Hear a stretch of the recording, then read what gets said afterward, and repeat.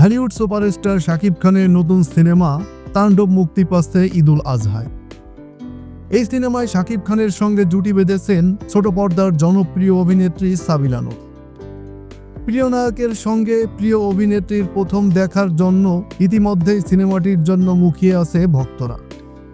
এদিকে ঢালিউডের নতুন এই জুটিকে নিয়ে মন্তব্য করেছেন শাকিবের প্রাক্তন স্ত্রী ও চিত্রনায়িকা অপু বিশ্বাস। তাণ্ডব জুটিকে নিয়ে সম্প্রতি এক সাক্ষাৎকারে গণমাধ্যমের মুখোমুখি হয়ে অপু বলেন, আমি মনে করি আমাদের বাংলাদেশে যত নায়িকারা আছে বা শাকিবের সঙ্গে নতুনভাবে কাজ করছেন তারা খুবই প্রতিভা সম্পন্ন। সাবিলা নূরের অভিষেক প্রসঙ্গে অপু বলেন, সাবিলা নূরের অনেক কাজ দেখেছি, বিশেষ করে ওর বেশ কিছু বিজ্ঞাপন দেখেছি। সাবিলা নূর অনেক প্রতিভা সম্পন্ন একটা মেয়ে, সেই প্রতিভার সঙ্গে যুক্ত হয়েছে মেগাস্টার শাকিব খান। সুতরাং চলচ্চিত্রটির মধ্য দিয়ে সাবিলার জন্য একটা বড় অভিষেক হতে যাচ্ছে। তাণ্ডব সিনেমাটি পরিচালনা করেছেন তুফান খ্যাত নির্মাতা রায়হান রাফি।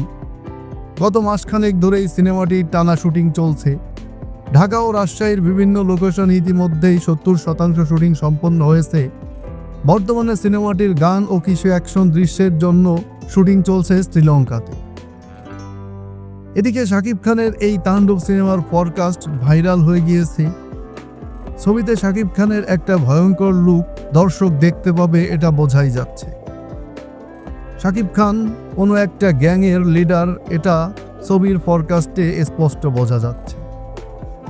এই সিনেমায় শাকিব, সাবিলা ছাড়াও রয়েছে জয়া আহসান, FS নাঈম, আফজাল হোসেন সহ আরও অনেকে। তাণ্ডব সিনেমাটি প্রযোজনায় রয়েছে আলফা আই ও সহযোগী প্রযোজনায় রয়েছে চরকি ও দীপ্ত টিভি।